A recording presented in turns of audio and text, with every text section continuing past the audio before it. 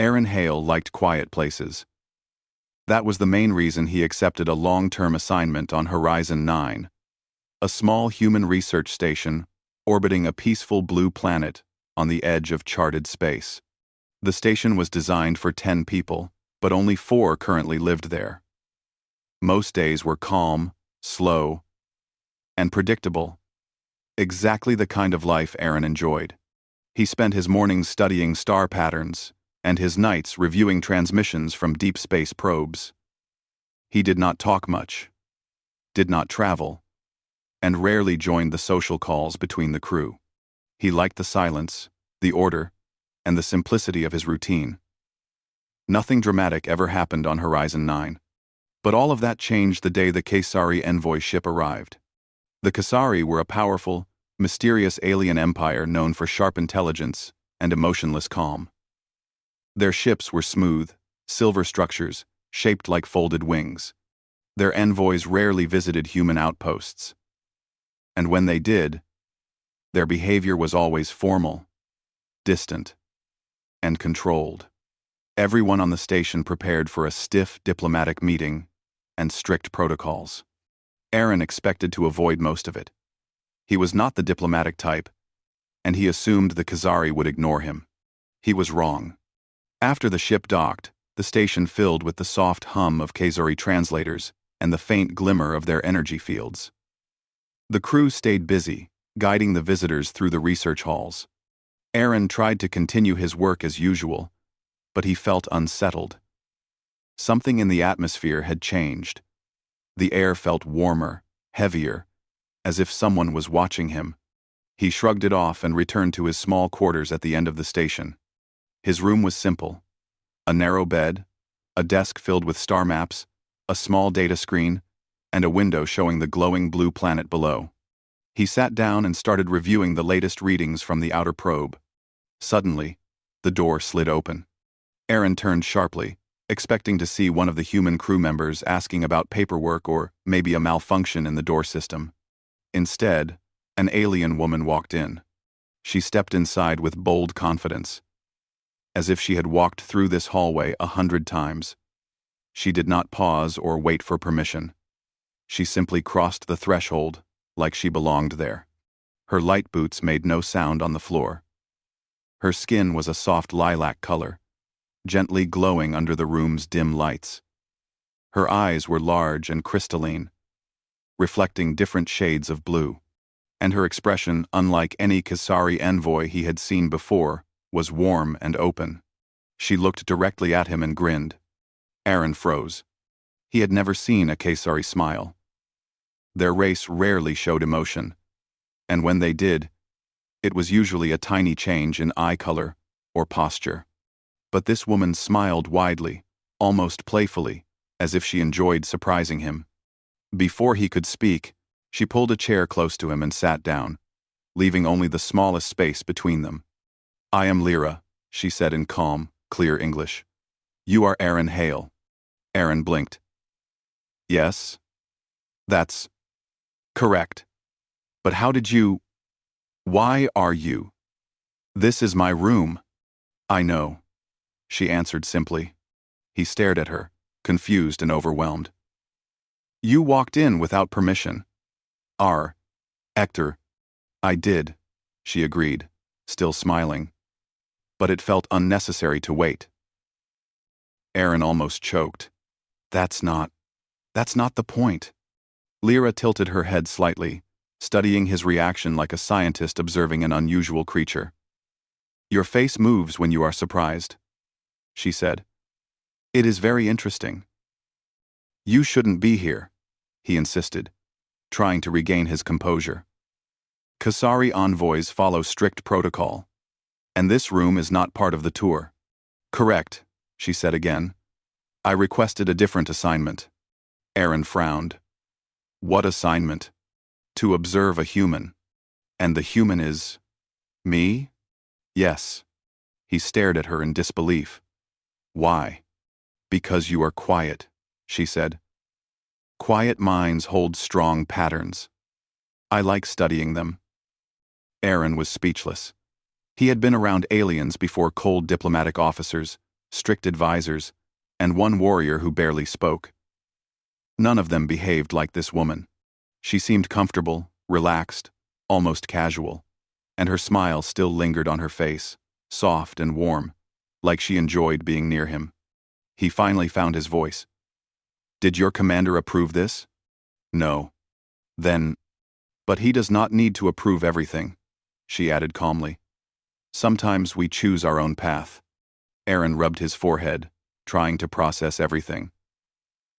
"Why me? There are 3 other humans on the station. They are loud," she said. "Loud? They barely talk." "Their minds are loud," she corrected. "You are different." Aaron did not know whether to feel complimented or alarmed.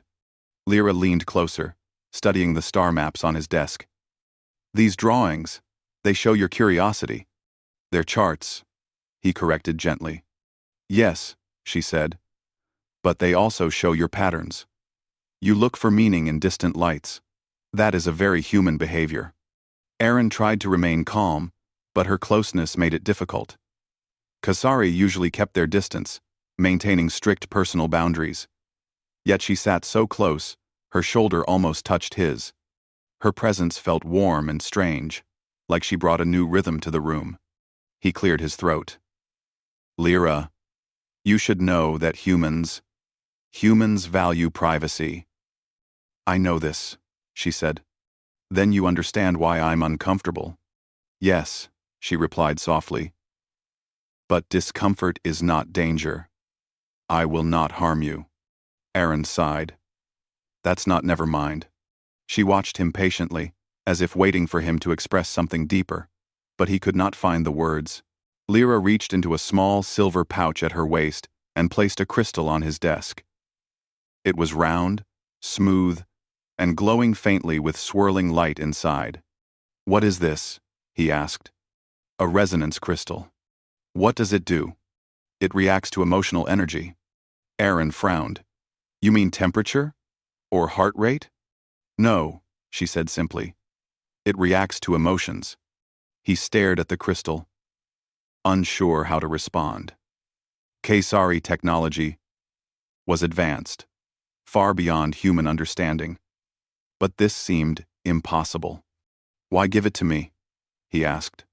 "Because I want to see how it responds to you," she said. "Humans feel deeply, but you hide your feelings behind quiet thoughts. I want to see how the crystal interprets that." Aaron shifted uncomfortably. "Lyra, observation usually means watching from a distance." "Yes," she agreed, "but distance makes things unclear." "It's still unusual." She smiled again. "Yes, that is what makes it interesting." Aaron looked at her more closely. Behind her calm expression, he sensed something different, something almost hopeful. She was not just curious. She seemed to be searching for something she could not name. He cleared his throat. "Are you sure you're allowed to give me this?" "I am sure," she said. "If it was forbidden, I would not do it." He raised an eyebrow. "You seem very confident." "Yes," she replied. "Confidence is efficient." Aaron almost laughed despite himself. Her logic made no sense, yet it somehow felt honest. Lyra stood slowly, her movements light and graceful. "I will come tomorrow," she said in a calm voice. "If you allow it." Aaron felt his chest tighten for a moment. She was actually giving him a choice now? She had already walked in without asking the first time. Why ask now? "Why would you come back?" he asked quietly. She looked at him for a long moment, her crystalline eyes softening. "Because your presence does not feel heavy, and because your mind is peaceful, in a way our people have forgotten." He froze. He had never heard an alien speak like that. Not about humans. Not about him. Before he could respond, she turned toward the door. "I enjoyed sitting close to you," she said. "Humans react in ways that teach me more than your words." Then she left. The door slid shut behind her, leaving Aaron alone with the glowing crystal on his desk and a heartbeat louder than usual. The room, once quiet and predictable, now felt different, warmer, charged with something he could not explain. He stared at the crystal, watching its soft light pulse slowly. He didn't touch it, yet it glowed brighter when his thoughts became stronger. He took a deep breath. He did not understand what Lyra wanted, and he had no idea why she chose him out of all humans on the station. But he knew one thing clearly. Tomorrow, everything would change again. And he was not sure whether he feared that or secretly looked forward to it. The next day, on Horizon 9, felt strangely long for Aaron.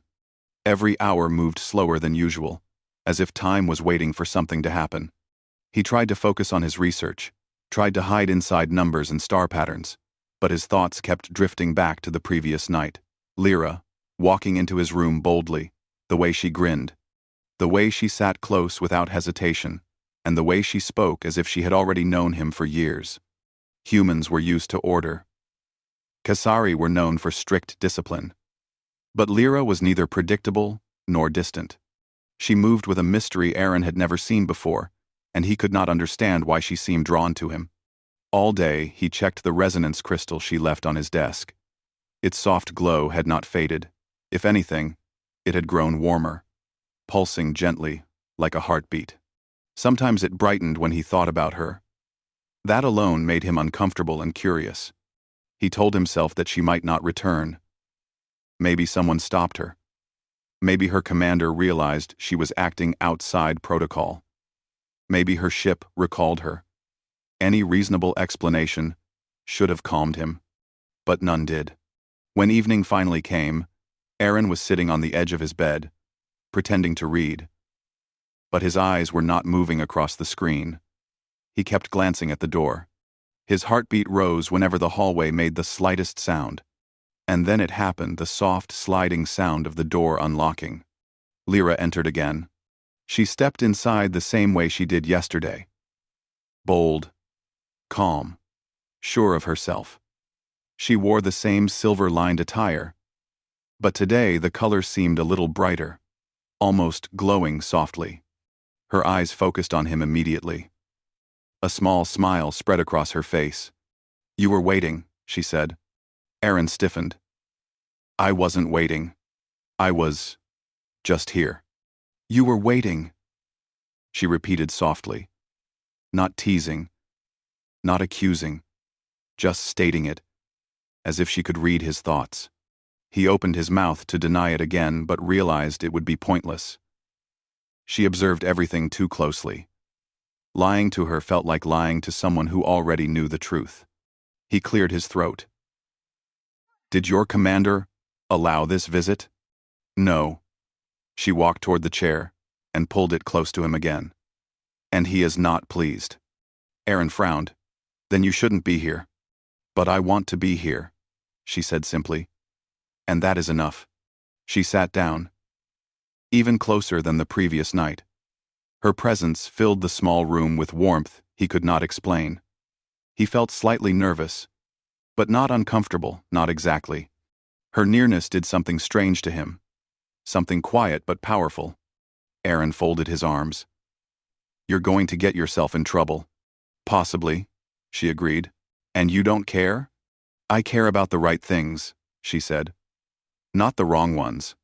Aaron exhaled in defeat. "Why me? Why spend time with me when you have an entire empire waiting for your report?" She looked at him with a softness he did not expect. "Because you feel calm." "Calm?" he repeated. "Yes." Lyra leaned her elbow on her knee, studying him. "When I stand near most humans, their minds are stormy, loud, rushing.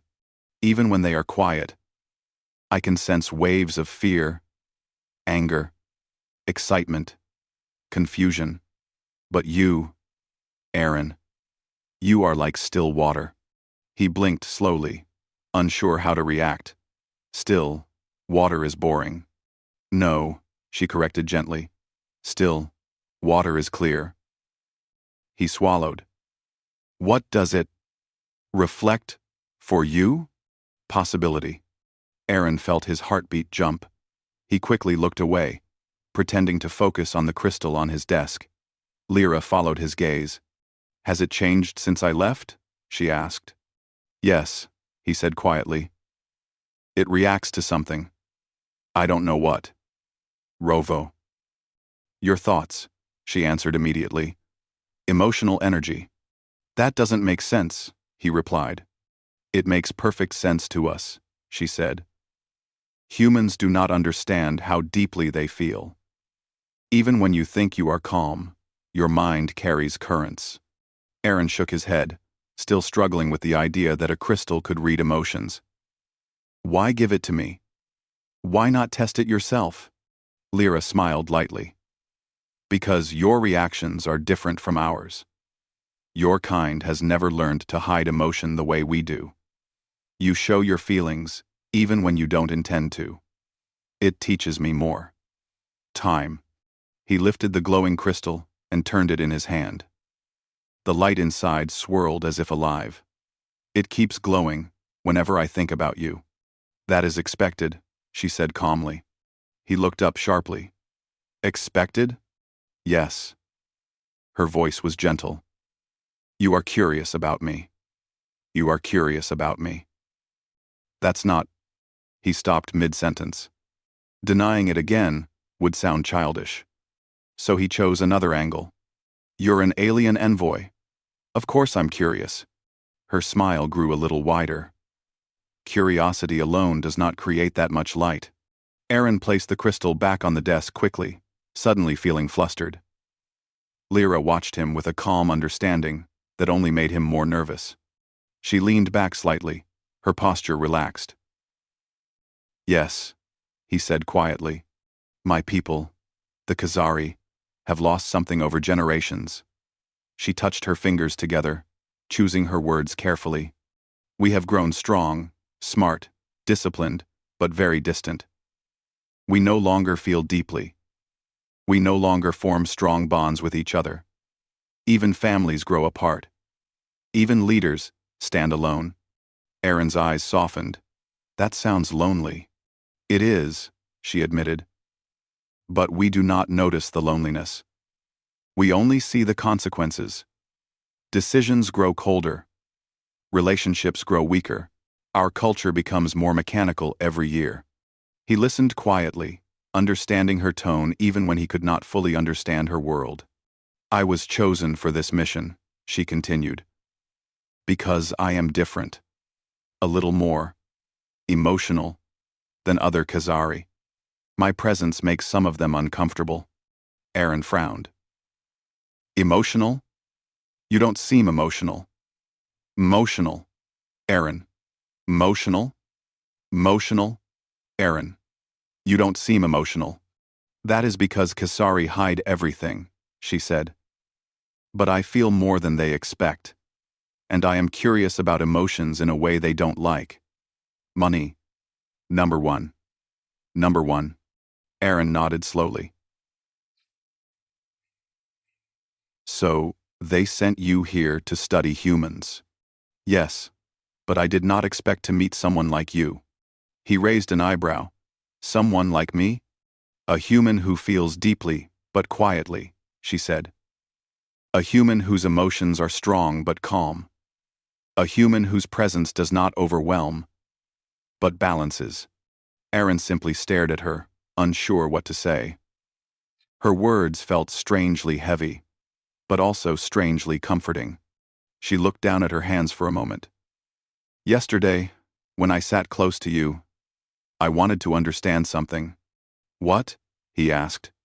"How it feels to be near someone whose emotions are not chaotic. Humans confuse me often. They speak too fast. They react too much. They let their fear control them. But you do not run away from emotions. You hold them, carefully." Aaron felt a warmth rising in his chest. No one had ever described him like that. Not even other humans. Lyra looked up again. "My commander believes I am wasting time here. He thinks studying emotions is unnecessary. But I disagree." "What do you think you'll find?" Aaron asked softly. Truth, she said. Connection. The part of our species we lost long ago. He nodded, absorbing her words. For the first time, he felt that her visits had a purpose larger than curiosity. She was searching for answers that could change her people's future. Suddenly, the lights outside his door flickered a sign that someone else was nearby. Lyra's expression changed. Not fear, but alertness. She stood. My commander. Is he allowed to be here? Aaron asked. He is allowed everywhere, she said quietly. But I do not want him to enter this room. Aaron stood too. Why not? Because he believes humans influence me too strongly, she said. And if he sees me here again, he may report me. Aaron swallowed. What would happen to you? They would remove me from the Envoy program, she said, and restrict my movements until I recover from emotional disturbance. That sounds harsh. It is. The footsteps in the hallway grew louder. Lyra looked at him with sudden urgency. Aaron. Do you trust me? He blinked. I think so. Then, please let me hide for a moment. He nodded without hesitation, surprising even himself. He pointed to the small storage alcove beside his desk. She moved quickly, slipping inside, just as the door slid open again. A tall Kasari male stepped in. His face was stiff, unreadable. His uniform carried symbols of authority. He scanned the room with cold precision. Human Aaron Hale, he said. Have you seen Envoy Lyra? Aaron's heart raced, but he forced himself to stay calm. No, I've been working alone. The commander narrowed his eyes. I sensed emotional disturbance near this area. 9th, 2027. Godder. Aaron forced a shrug. I was thinking. Humans think too much, the commander muttered. After a moment of silent inspection, he finally turned and left. The door closed. Lyra stepped out of the alcove slowly. Thank you, she said softly. Are you in danger? Aaron asked. Not yet, she said. But my choices are breaking protocol. And soon, someone will force me to choose between the human I learn from and the empire I serve. Aaron felt a tension inside him, something he did not want to admit. I don't want anything bad to happen to you. She looked at him closely, her crystalline eyes glowing faintly. Then do not step away from me, Aaron. Not now. He nodded slowly. I won't. Lyra relaxed. For the first time, looking almost relieved. She sat again, closer than before, as if she needed the reassurance of his presence. The resonance crystal glowed brighter, filling the room with soft light. And Aaron understood, with quiet certainty, that whatever happened next would change both of their lives. The next morning came quietly, but the silence on Horizon 9 felt different. It was not the calm, peaceful quiet Aaron was used to. It was a tense silence, heavy with worry and uncertainty. Even the humming of the station systems sounded sharper, as if the walls themselves sensed the shift. Aaron barely slept. His thoughts kept returning to Lyra, hiding in the storage alcove, the commander searching for her, and the fear she tried to hide behind her calm voice. He had never seen a Kasari afraid. Their species trained emotion out of their behavior. Yet Lyra, with her soft lilac skin and bright eyes, had shown something no other Khazari dared to show. Vulnerability. And it was because of him. Aaron sat at his desk, staring at the glowing resonance crystal. It pulsed slowly, like a heartbeat. The light inside changed rhythm whenever he felt anxious. He tapped his fingers on the desk, trying to steady his breathing. Lyra had said the commander believed she was emotionally compromised. If the commander reported her, the Kasari Council could remove her from her envoy position. Or worse, force her into isolation. Aaron didn't understand their laws, but he understood fear. And he understood that Lyra had risked everything by coming to his room, by choosing to learn from him, by letting herself feel anything at all. The door suddenly slid open. Lyra entered, but not boldly this time. Her steps were soft.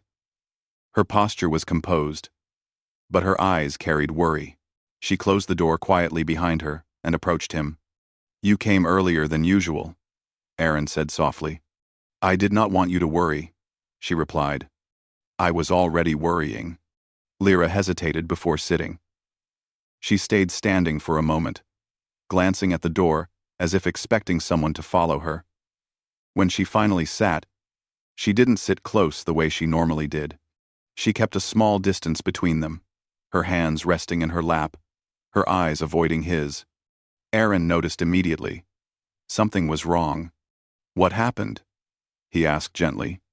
"The commander reported my behavior." Her voice was steady, but her eyes dimmed. "The council has requested that I return to the ship today for evaluation." Aaron felt a painful jolt in his chest. "Evaluation? What does that mean?" "It means they believe I am losing control of my clarity. They worry that I am forming a connection with a human."